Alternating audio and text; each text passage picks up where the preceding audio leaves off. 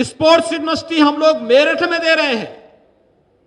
हर एक फील्ड में प्रदेश आज विकास की जिन नई संभावनाओं को लेकर के बढ़ा है, ये आने वाले उत्तर प्रदेश की उस तस्वीर को प्रस्तुत करता है जो उत्तर प्रदेश के नौजवानों को सम्मानजनक ढंग से आगे बढ़ने, स्वावलंबन के मार्ग पर आगे बढ़ने के लिए प्रेरित करेगा। और उस दिशा से आज की 1710 करोड़ रुपए की विभिन्न विभागों की इन परियोजनाओं के माध्यम से माननीय रक्षा मंत्री जी का मार्गदर्शन, उनका नेतृत्व लखनऊ वासियों को प्राप्त हो रहा है।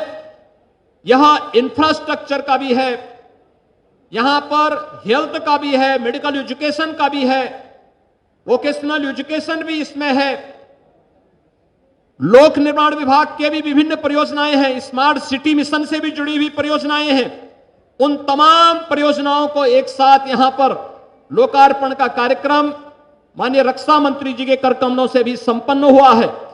मुझे विश्वास है कि आप सब माननीय रक्षा मंत्री जी के नेतृत्व में, उनके मार्गदर्शन में लखनऊ वासी विकास की इन सभी योजनाओं का लाभ लेकर के लखनऊ को उन श्रद्धेय अटल जी के संकल्पों के अनुरूप उन सपनों को साकार करने की दिशा में आगे बढ़ाएंगे जो आज लखनऊ के अंदर तमाम प्रकार के इंफ्रास्ट्रक्चर के और निवेश की नई संभावनाओं के रूप में लखनऊ में हम सबको देखने को मिल रही हैं।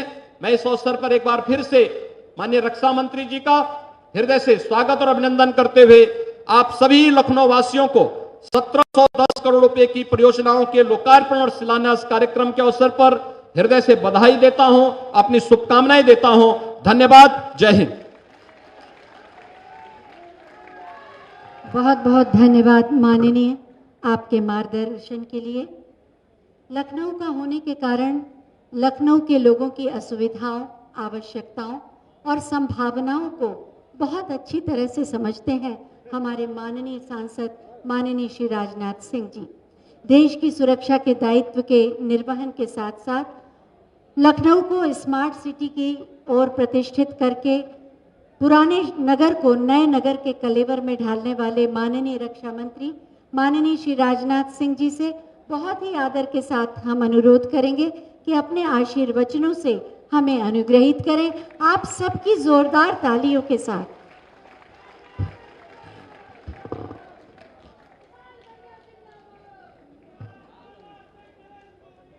उत्तर प्रदेश के यशस्वी मुख्यमंत्री आदरणीय योगी आदित्यनाथ जी,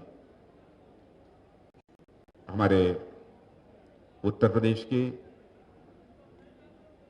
उप मुख्यमंत्री जिन्होंने इस उत्तर प्रदेश में बुनियादी ढांचों के विकास में बहुत ही अहम भूमिका निभाई है, ऐसे श्री केशव प्रसाद जी मौर्य, और हमारे दूसरे उप मुख्यमंत्री जिन्होंने कि शिक्षा के क्षेत्र में बहुत ही उल्लेखनीय कार्य किए,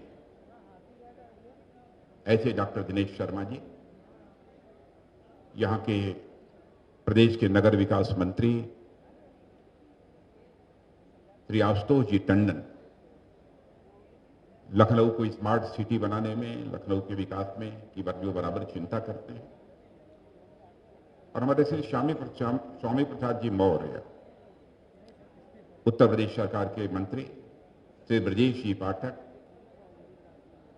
प्रदेश सरकार के विधि एवं न्याय मंत्री श्री जय प्रताप सिंह जी, चिकित्सा एवं स्वास्थ्य मंत्री श्री मोहसिन रजा, मंत्री अल्पसंख्यक कल्याण श्रीमती संयुक्ता जी भाटिया, महापौर श्री चंद्रिका प्रसाद जी, राज्य मंत्री लोक निर्माण विभाग श्री अविनाश त्रिवेदी, विधायक बख्शीता, श्रीमती जय देवी, विधायक मलिहाबाद, श्री सुरेश चंद्र जी तिवारी, विधायक कैन, और श्री बुक्कल जी नवाब, और यहाँ मौजूद मेरे लखनऊ के सभी सम्मानित बहनों एवं भाइयों, आप सबके बीच में भाषण देने के लिए नहीं खड़ा हुआ हूं। आप सभी जानते हैं कि जब मैं अपने संसदीय निर्वाचन क्षेत्र लखनऊ में आता हूं तो जनता से बराबर मैं यही कहता हूं कि मैं लखनऊ का सांसद के रूप में जिस तरीके से जो भूमिका का निर्वाह करना चाहता हूं, वह हमारी भूमिका एक सेवक की है। जब भी मैं यहां आता हूं, मैंने बराबर लोगों को कहा है कि मुझसे भाषण की अपेक्षा नहीं की जानी चाहिए। लखनऊ का तेजी के साथ विकास कैसे हो, लखनऊ हिंदुस्तान का नंबर 1 शहर बनकर कैसे खड़ा हो, यही हमारी चिंता रहती है और सदैव उसी के लिए मैं प्रयत्न करता रहता हूं। लेकिन मैं आपको बतलाना चाहता हूं और तहे दिल बतलाना चाहता हूं, शायद आज के हमारे मुख्यमंत्री श्री योगी आदित्यनाथ जी न होते तो मैं लखनऊ के विकास के लिए इतना काम बिल्कुल नहीं कर सकता था। और मैं यह भी कहना चाहता हूं, उप मुख्यमंत्री श्री केशव प्रसाद जी मौर्य ने समय समय पर जिस तरीके से निगरानी की है, मैं जी मौर्य को भी धन्यवाद देना चाहता हूं, उनके प्रति भी मैं आभार व्यक्त करना चाहता हूं। हमारे सभी विधायक, यहां के दूसरे उप मुख्यमंत्री डॉक्टर दिनेश शर्मा जी, सबने यहां के विकास में रुचि दिखाई है। सारे विकास के लिए यदि कहा जाए तो श्रेय सभी को जाता है, उसका श्रेय मुझे नहीं जाता है।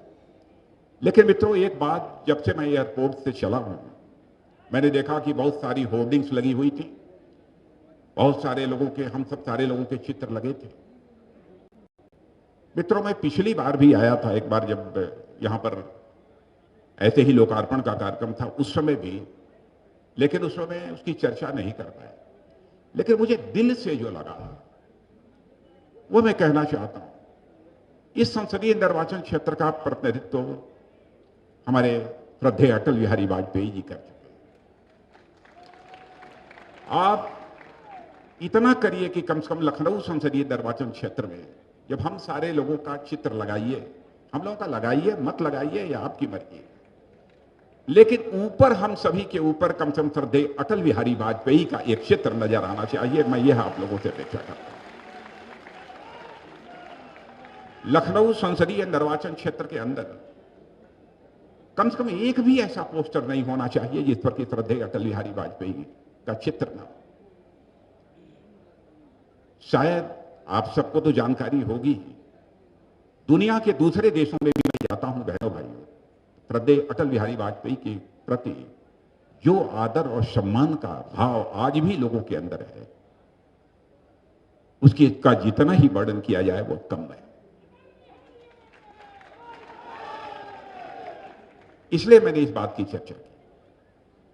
उत्तर प्रदेश का जहां तक सवाल है, इसमें कहीं तो मत नहीं है, और मैं केवल उत्तर प्रदेश का होने के नाते और अपनी पार्टी की सरकार है इस नाते नहीं कह रहा हूं।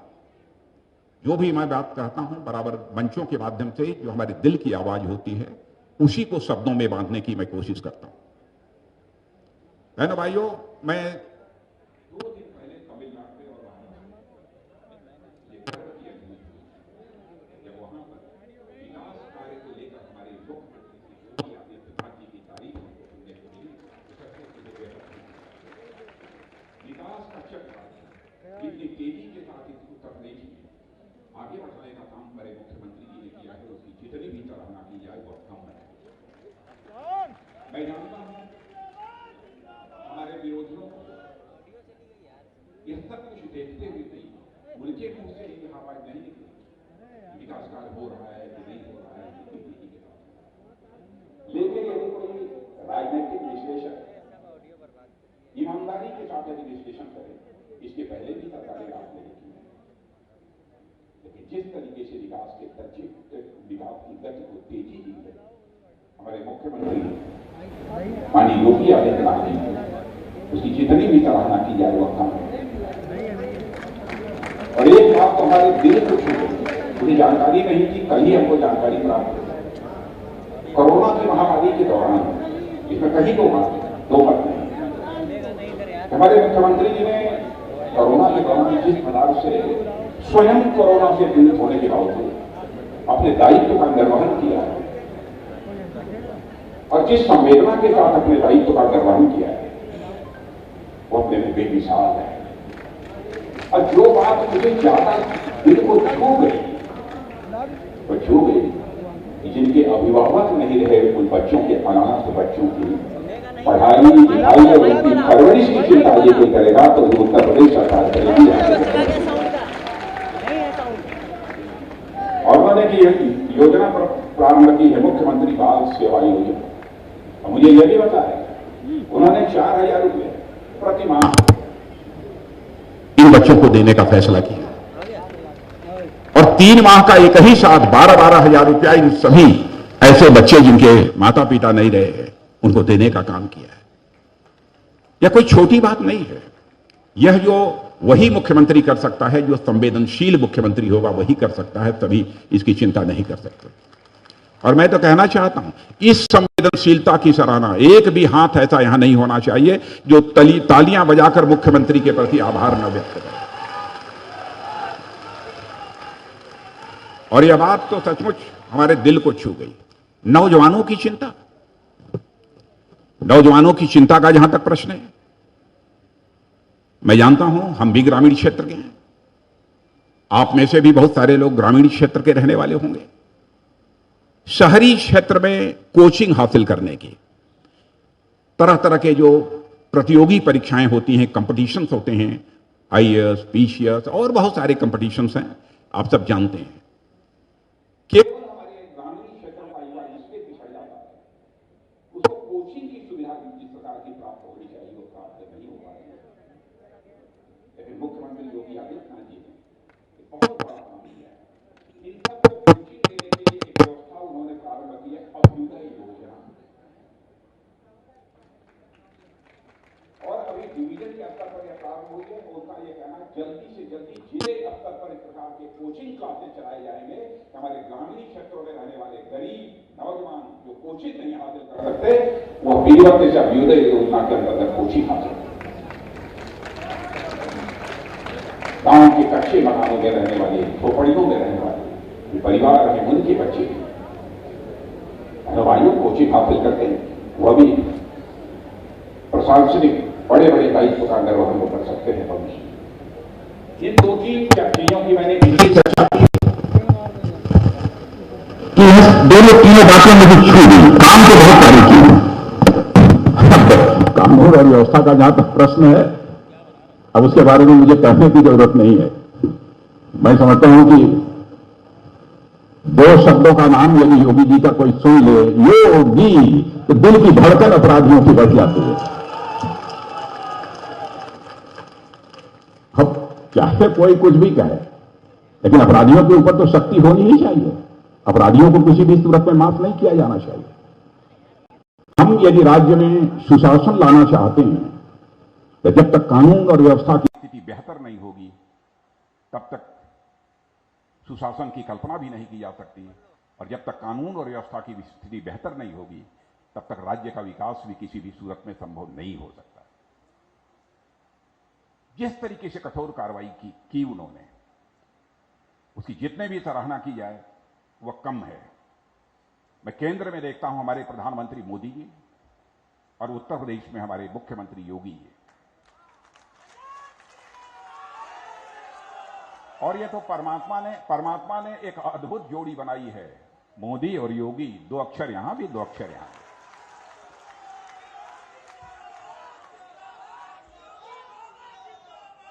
अब हमारे प्रधानमंत्री की संवेदनशीलता को देखिए। बहनों भाइयों, मैं दावे के साथ कह सकता हूं और मैं कहना चाहता हूं, यदि किसी को इस पर आपत्ति हो तो समाचार पत्रों में लिख भी सकते हैं। आज हिंदुस्तान के 90% से अधिक ऐसे परिवार हैं जो कि किसी न किसी सरकारी योजना से वह आच्छादित हुए हैं। 90% से ऐसे अधिक परिवार हैं जो कि इन योजनाओं से आच्छादित हुए हैं। वहां केंद्र में हमारे मोदी जी की योजनाएं और यहां पर हमारे मुख्यमंत्री योगी जी ने जो कुछ योजनाएं प्रारंभ की है, कोई छोटी बात नहीं है। मैंने 90% की बात बहुत संभल कर बोली है, और भी प्रतिशत इससे बड़ा है। हमारी बात गलत न सिद्ध होने पाए, इसलिए मैंने संभल कर बोला है। यह कोई छोटी बात नहीं है।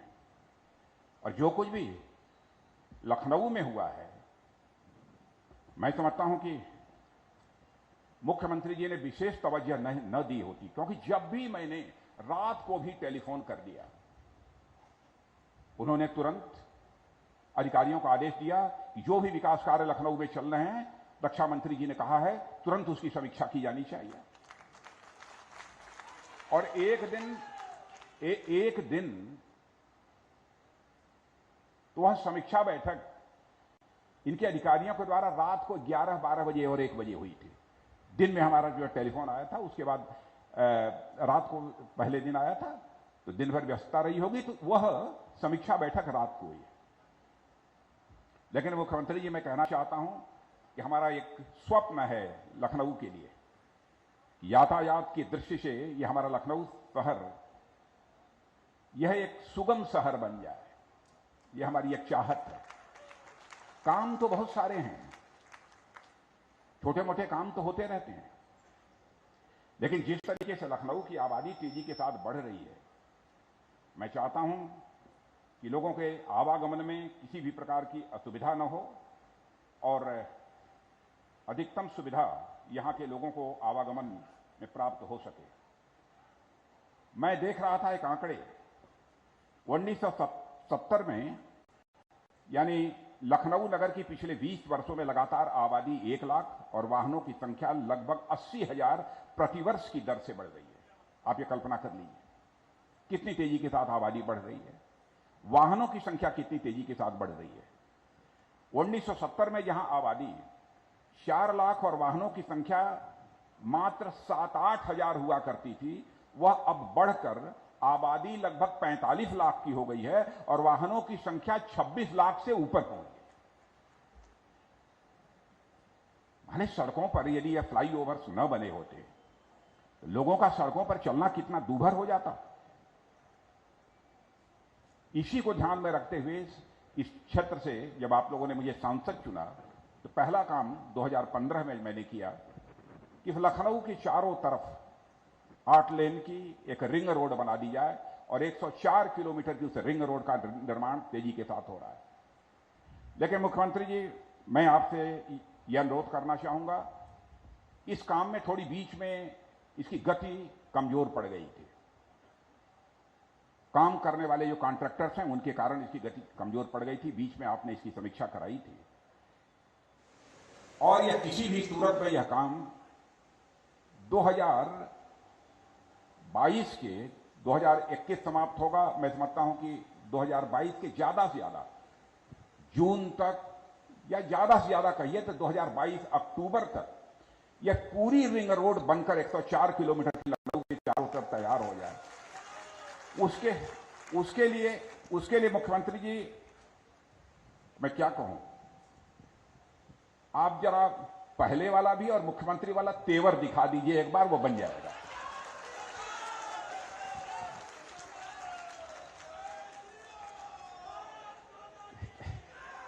क्योंकि तेवर आप ही दिखा सकते हैं, तेवर हमारे पास नहीं है। एक बार तेवर दिखाइए और निश्चित रूप से बन जाए, क्योंकि मुझे वो 8 लेन की 104 किलोमीटर की वो रिंग रोड बन रही है। आप कल्पना कीजिए, और इतना ही नहीं, 6,000 करोड़ की लागत से बन रही है। और आप कल्पना करिए कि उस रिंग रोड के बन जाने के कारण हमारे लखनऊ महानगर को प्रदूषण से कितनी निजात मिलेगी। दम घुटता रहता है, लोग बीमार होते हैं, फेफड़े की बीमारियां होती हैं, तरह तरह की बीमारियां होती हैं। मैंने वहां तक जाकर इसकी चिंता की है। फ्लाईओवर क्यों बने? सड़कों पर घंटे घंटे भर जाम लगा रहता है, गाड़ियों से बराबर पेट्रोल और डीजल का धुआं निकलता रहता है। क्या वो प्रदूषण नहीं पैदा करता है? भाई गाड़ियां चलें तो सीधे फ्लाईओवर से होकर तुरंत निकल जाएं 2 मिनट 3 मिनट के अंदर। अब जैसे ये जो फ्लाईओवर जिसका कि आज लोकार्पण हुआ है, इस विक्टोरिया ब्रिज, इसका जो लोकार्पण हुआ है, मुझे बताया गया है कि 1858 के बाद एक army chief mister Robert Napier हुआ करते थे। उनका लखनऊ शहर का एक शहरी नियोजन प्रारंभ किया गया था और उसमें सबसे चौड़ी सड़क यदि कोई बनाई गई थी तो विक्टोरिया स्ट्रीट बनाई गई थी। लोग कहते हैं कि इतिहास में लिखा है कि उस समय लोगों ने कहा कि अनावश्यक पैसा इस पर खर्च कर दिया, कहां इतनी पॉपुलेशन इन सड़कों के ऊपर चलती है। आज विक्टोरिया स्ट्रीट जाकर देखे क्या हालत हो गई। वहां पर इस प्रकार के फ्लाईओवर का बनना यह आवश्यक हो गया था, इसलिए यह फ्लाईओवर बना है और मैं समझता हूं कि यह बहुत ही ऐतिहासिक काम हुआ है। अब वो 4 किलोमीटर की दूरी पार करने में कभी कभी आपको 45 मिनट लगे हैं कि नहीं, मैं आपसे पूछना चाहता हूं। 1-1 घंटे लगे हैं। अब वह दूरी आप 3 मिनट में पार करेंगे मेरे मित्रों, 3 मिनट में आप वह दूरी पार करेंगे। और आज विक्टोरिया ब्रिज जिसका कि लोकार्पण हुआ है, यह 5वां फ्लाईओवर है। अभी 4 पर काम प्रारंभ होने वाला है। कुछ का टेंडर हो गया है, कुछ का होने वाला है। और स्वयं इस काम को हमारे deputy chief minister Keshav Prasad ji Maurya इसकी भी चिंता कर रहे हैं कि जल्दी से जल्दी, और इनका जो ब्रिज कारपोरेशन है वह भी इस काम को देख रहा है। लखनऊ में जो भी विकास हुआ है, हमारी जितनी भी कार्यदायी संस्थाएं, सारी कार्यदायी संस्थाओं ने मित्रों बहुत ही महत्वपूर्ण भूमिका यहां पर निभाई है। और एक जानकारी समाचार पत्रों के माध्यम से कुछ समय पहले आपको मिली होगी, लेकिन आज इस बात को मैं दोहरा देना चाहता हूं। रक्षा मंत्रालय का एक विभाग है डीआरडीओ, उसके द्वारा यह तय किया है हम लोगों ने, मिसाइल का नाम तो सुना होगा, बड़ी खतरनाक चीज होती है। कभी कोई कल्पना नहीं करता था कि उत्तर प्रदेश में मिसाइल बनेगी। बहनों भाइयों, उत्तर प्रदेश में इसी लखनऊ के पास में ब्रह्मोस मिसाइल बनेगी। अब कितने लोगों को काम मिलेगा? अभी मुख्यमंत्री जी से बात हो रही थी, मुख्यमंत्री जी ने बताया कि हमने अनुमान लगाया था लगभग 5000 से अधिक लोगों को काम इससे मिलेगा। मैंने तो अनुमान भी नहीं लगाया था कि कितने लोगों को काम मिलेगा नहीं मिलेगा। हमारे को तो एक ही चीज दिखाई देती है, यहां फैक्ट्री आ जानी चाहिए बस। लेकिन मुख्यमंत्री जी ने हिसाब किताब कर लिया कि कितने लोगों को रोजगार मिलेगा, कि क्या होगा, कैसे होगा, और उन्होंने मुझे बताया कि 5000 से अधिक लोगों को रोजगार मिलेगा। और मैं मुख्यमंत्री जी के प्रति आभार व्यक्त करना चाहता हूं। जिस समय स्वर्गीय कल्याण सिंह जी की अंत्येष्टि हो रही थी, उस समय मैंने मुख्यमंत्री जी को कहा कि मुख्यमंत्री जी हमको 250 एकड़ जमीन चाहिए और 1 रुपया लीज पर चाहिए। आप कल्पना कीजिए, 1 रुपये लीज पर 250 एकड़ जमीन चाहिए। लखनऊ के इर्द गिर्द चाहिए, क्योंकि यह एक डिफेंस कॉरिडोर उत्तर प्रदेश में हमारे आदरणीय प्रधानमंत्री जी ने उत्तर प्रदेश और तमिलनाडु 2 राज्य ऐसे यहां पर बनाया है। उसी डिफेंस कॉरिडोर के अंतर्गत यह लखनऊ भी आता है। उन्होंने कहा कि 1 महीने के अंदर हो जाएगा, और मैं तो आश्चर्यचकित था कि दूसरे दिन ही जब उसके डायरेक्टर मिले, ब्रह्मोस मिसाइल के डायरेक्टर जब आपसे मिले, मैंने कहा जाकर मुख्यमंत्री जी से आप मिलिए, 4-6 दिन पहले ही मैंने कहा था उनसे। तो उन्होंने कहा कि जाइए, फाइनल जितनी जमीन चाहिए 250, 300, 400 जितनी एकड़ जमीन चाहिए आपको 1 रुपया लीज पर मिलेगा। ये मुख्यमंत्री जी ने आश्वस्त कर दिया। एक बहुत बड़ी चीज अब ये भी यहां पर स्थापित होने जा रही है। ग्रीन गैस लिमिटेड के द्वारा भी मुझे अवगत कराया गया है कि पीएनजी गैस की सुविधा पूरे लखनऊ नगर के निवासियों के प्रत्येक घर में पहुंचाने का लक्ष्य निर्धारित हुआ है, जिससे घरेलू गैस की लागत, जो इस समय गैस जलाते हैं खाना बनाने के लिए, अब गैस की लागत कम हो जाएगी। यह पीएनजी गैस की सुविधा जब आपके घरों में पहुंच जाएगी, यह भी काम तेजी के साथ चल रहा है। एक और जानकारी मैं आपको देना चाहता हूं कि टूड़ियागंज सामुदायिक स्वास्थ्य केंद्र में चिकित्सा सेवाओं के उन्नयन के लिए जिला प्रशासन से प्राप्त प्रस्ताव पर मेरे द्वारा 1 करोड़ की धनराशि स्वीकृत की गई है, जिसमें 50 लाख रुपए की एक किस्त जारी भी कर दी गई है। जिला प्रशासन इस कार्य को शीघ्रातिशीघ्र संपन्न कराए, यह हमारी अपेक्षा है। और लखनऊ का सदैव आगे तेजी के साथ विकास होता रहे, और इसमें हमारे नितिन गडकरी जी ने, हमारे मित्र नितिन गडकरी जी ने, जो सड़क परिवहन मंत्री हैं, उन्होंने बहुत ही अहम भूमिका निभाई है। मैं आज वो हमारे बीच उपस्थित नहीं है, फिर भी मैं अपनी तरफ से उनके प्रति आभार व्यक्त करना चाहता हूं। आज के अवसर पर मैं समझता हूं कि इससे ज्यादा कुछ कहने की आवश्यकता नहीं है।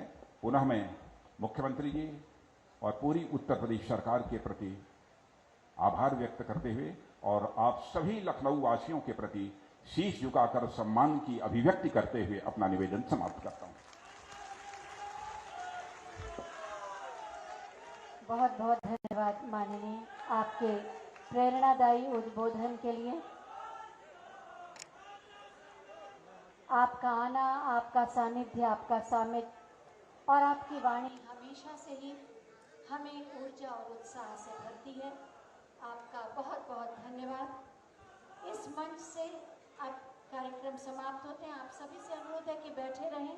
माननीय रक्षा मंत्री महोदय, माननीय मुख्यमंत्री महोदय और माननीय अन्य मंचासीन गणमान्य अतिथि फ्लाईओवर पर रिबन कटिंग के माध्यम से उद्घाटन के लिए प्रस्थान करेंगे। आप सभी से अनुरोध है कि आप सब अपने स्थान पर बैठे रहें और तालियों के साथ उन्हें विदा दें।